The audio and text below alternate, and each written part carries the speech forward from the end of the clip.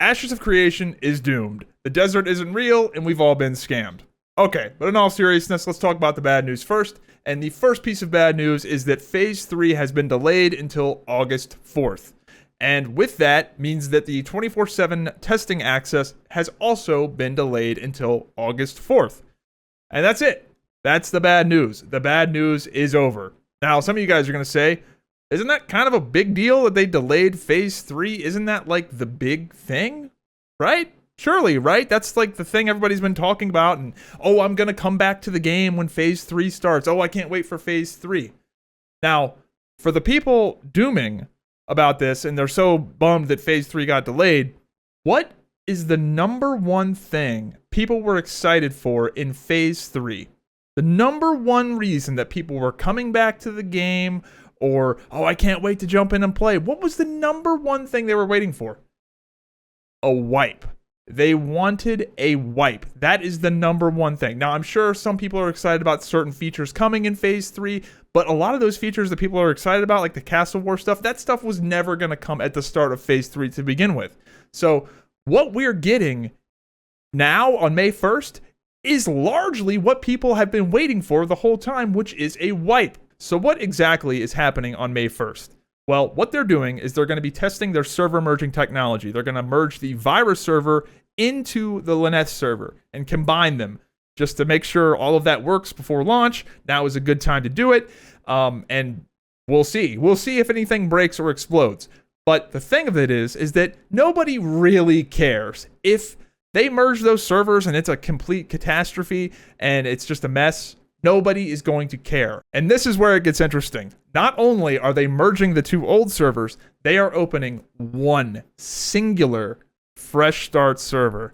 And this is going to be glorious. I cannot wait for the one singular fresh start server. So what does this mean? This means effectively the game is being wiped. Nobody is going to play on the old Lyneth or the old Vira. And I, you know, what's funny about this is that the guilds with the most to lose, the guys in Barcode, Envious Polar, the guys that have multiple gold cap characters and have everything they could ever want, the people that have the most to lose from a wipe want a wipe more than anyone else. Because the game has just been so tarnished with all these like little things here and there. It's just gotten silly, and they've had some changes to gear, and there's just been so many changes. People want a fresh start, a fresh slate. Let's just run this back with all the new improvements and just see where we're at. So Intrepid is really getting the best of both worlds, because typically in MMORPG testing, the players hate when they get wiped. They hate it. They stop testing.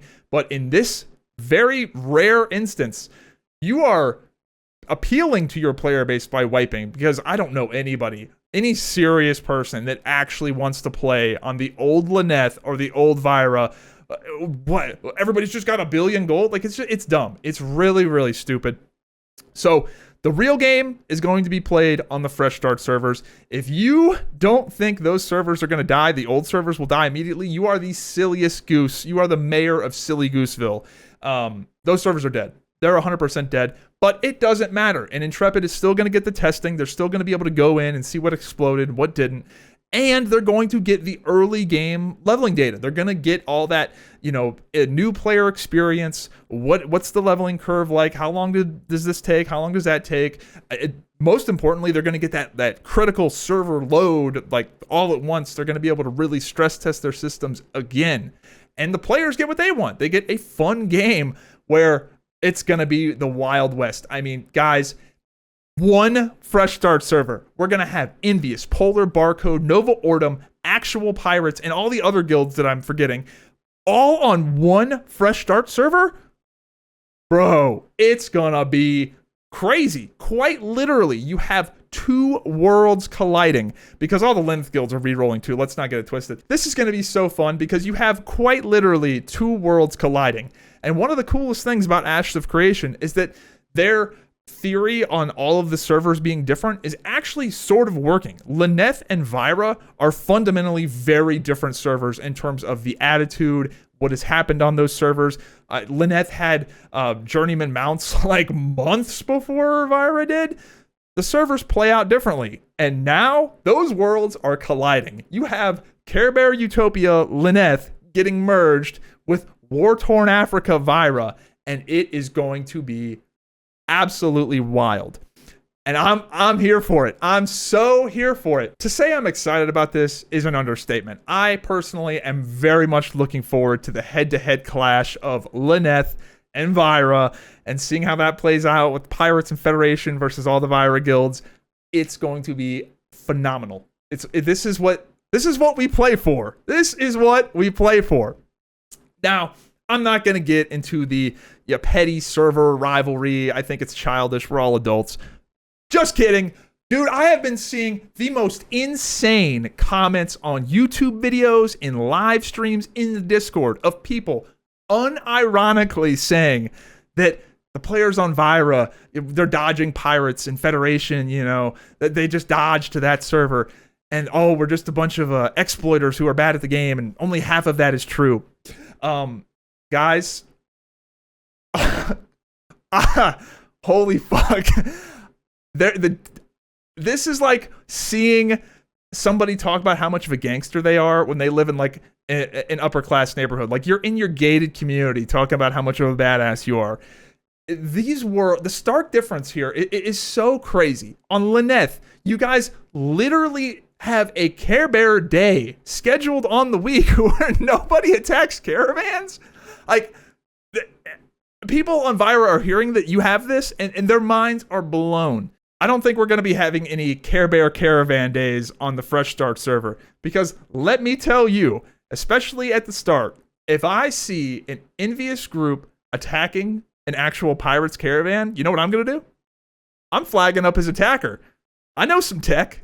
I'm going to get in there, and we're gonna represent Vira. If I see a Polar group attacking a Federation caravan, I'm flagging up attacker. They'll never see me log out.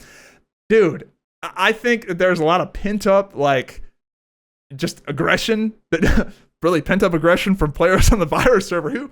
Who would have thought?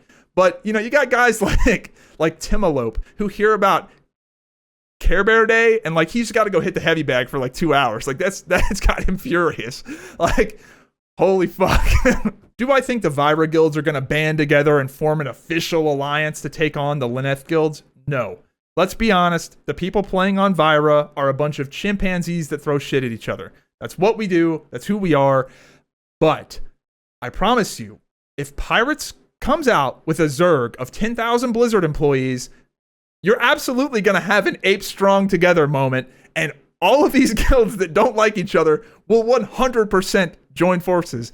And I am so here for that emergent gameplay, because it's just going to be fun. It's going to be a chaotic shit show, but it's going to be fun, and it's going to be, at the very least, interesting to see what happens when you have all of the egos and all of the Zergs on one server. I'm giddy. I can't wait. Now let's talk about some of the bad things. So initially, Phase 3 being delayed, if we're getting Fresh Start servers, was kind of a nothing burger. I'm not worried about the immediate short-term playability and fun of the game. I think we're in for a lot of fun in the short term.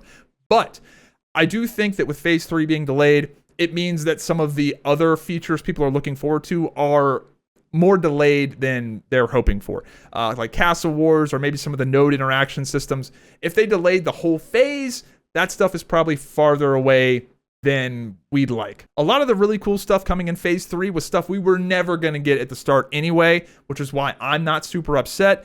But I think they want to maintain some degree of phase integrity. I've said it for the longest time, but video game roadmaps in general are a total joke.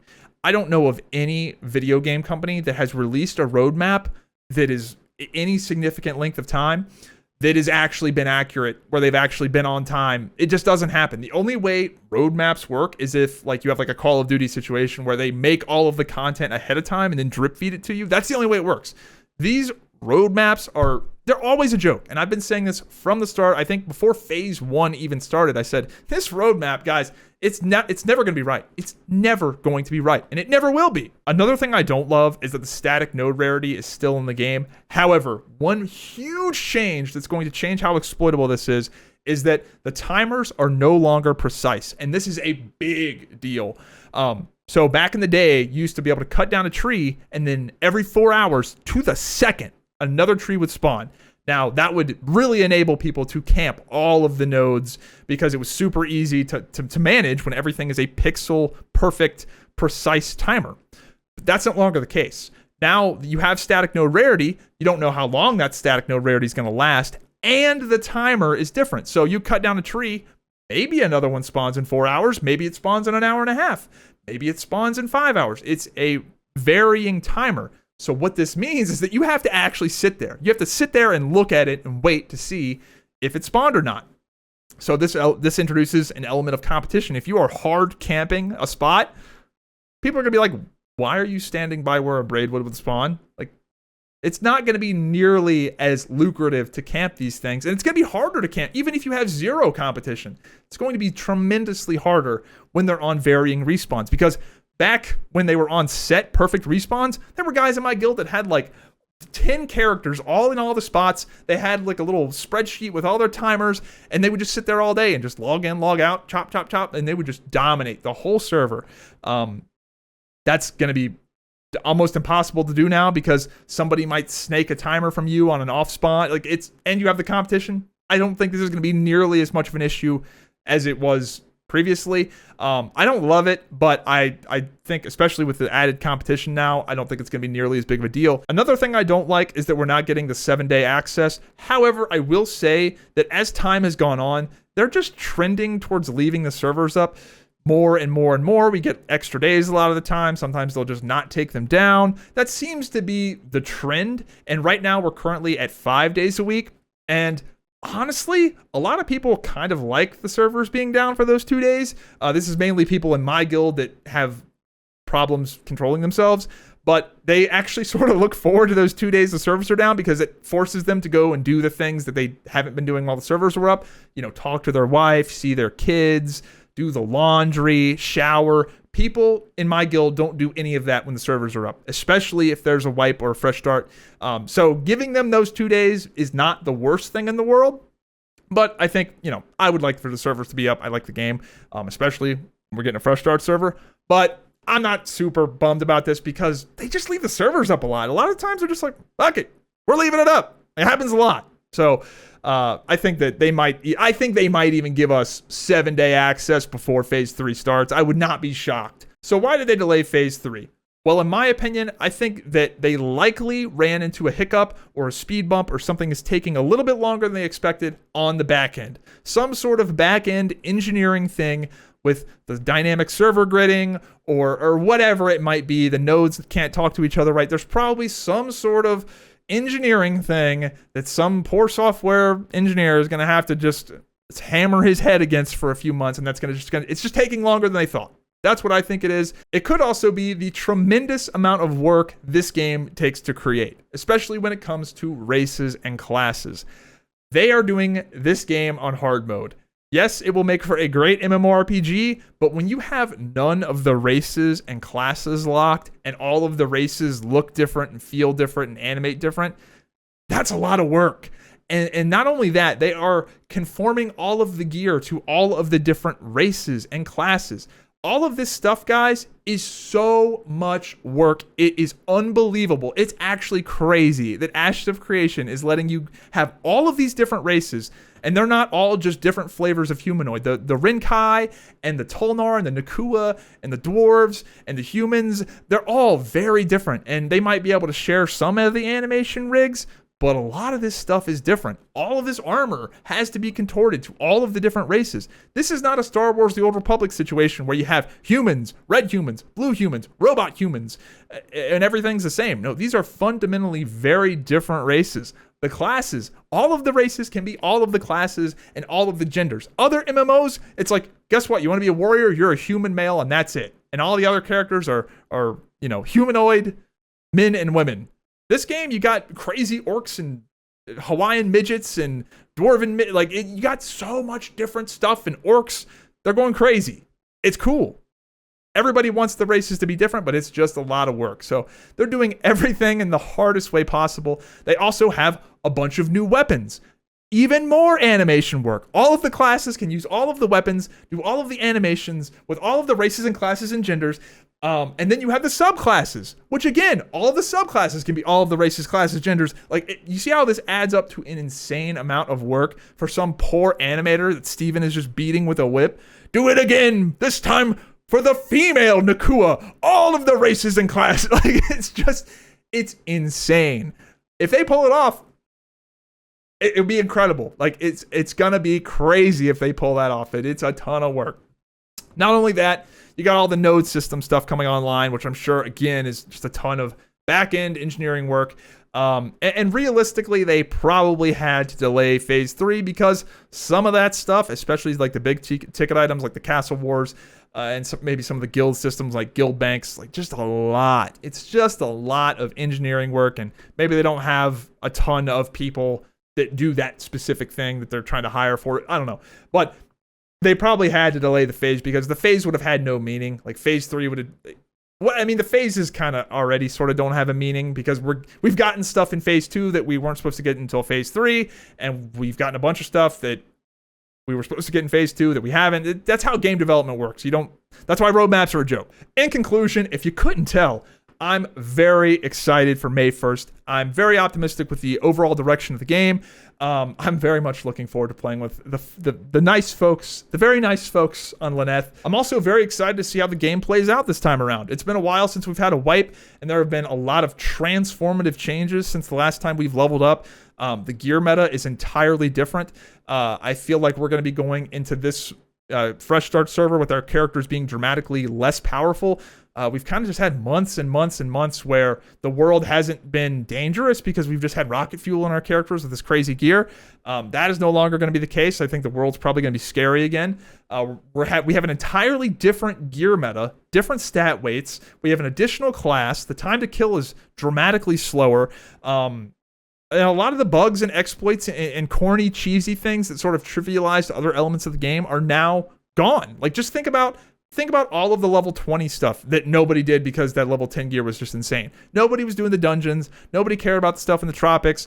Like, there's a whole bunch of stuff that, like, basically nobody cared about for the longest time because of the corny gear and just the other corny stuff people were doing due to bugs and overtuned things. So I think Fresh Start, I think it's a great time for Fresh Start. I think Intrepid's getting a win-win here. They get to make the players happy. They get the data. They get to test the servers. They get the critical early game leveling everybody in one place data that's just kind of hard to get. And the players are happy about it, which is good. So yeah, I'm pretty optimistic. And I can see why people are a little bit bummed that Phase 3 isn't dropping with some brand new content or a new sparkly, shiny thing to play with. But I am genuinely of the belief that we haven't gotten to experience a lot of the content they've already made due to the other factors. People haven't really experienced the expanded desert, the lawless desert. People don't go there or do anything. Have you actually walked around and looked at all the stuff, like all the crazy red beetles? And there's a lot of stuff there that nobody has cared about because why would you? You have everything already. You're already gold capped. You're already gear capped. You just don't care. Now that's not the case. Now you have a reason to go out there and do those things. You have a reason to go to the tropics. There's a lot of stuff in the game that we kind of haven't done yet. Like, I haven't done the Forge stuff. Why would I? Now I will. I'm not expecting any new crazy big content drops. I think they're probably going to be saving their big guns for Phase 3, but I do think they might throw us a scrap here and there. Maybe they continue to improve the turquoise seas, or I think they'll throw us a bone here and there, but I don't think they're going to be dropping any big stuff. I think they're going to be saving their heavy hitters, saving their bombs for the Phase 3 drop, because that is, again, going to be another period where they're going to wipe the servers. And everybody's going to come back and do this crazy madness again, but probably in a larger way. But I do like that we're going to have at least 3+ months of leveling up, doing the whole thing again. And who's to say they might not delay it again? So for the guys that are bummed out, like they think 3 months is too short of a period, it's not. I think that 3 months it's a pretty long amount of time to play the game. We're almost 4 months before the next wipe, minimum. Again, it might get delayed again, so don't let this you play the Fresh Start server. Like, just play the Fresh Start server. You're gonna have fun. Just play it. You know it's gonna be fun.